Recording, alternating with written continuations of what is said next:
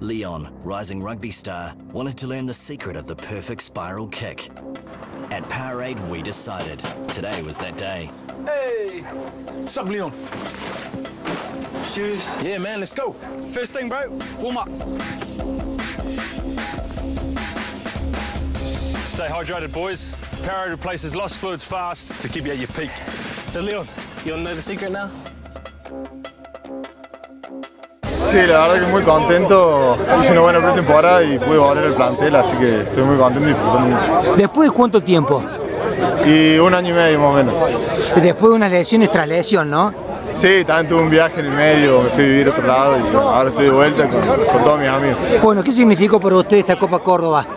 Y bueno, la verdad que la tomamos muy en serio, nos gustó jugarla, nos sirvió para dar ritmo a los jugadores que no estaban en el Nacional y bueno, contento de haber ganado, gracias a Dios. Ahora apuntarle al torneo intermedio que usted siempre lo juegan con mucha seriedad.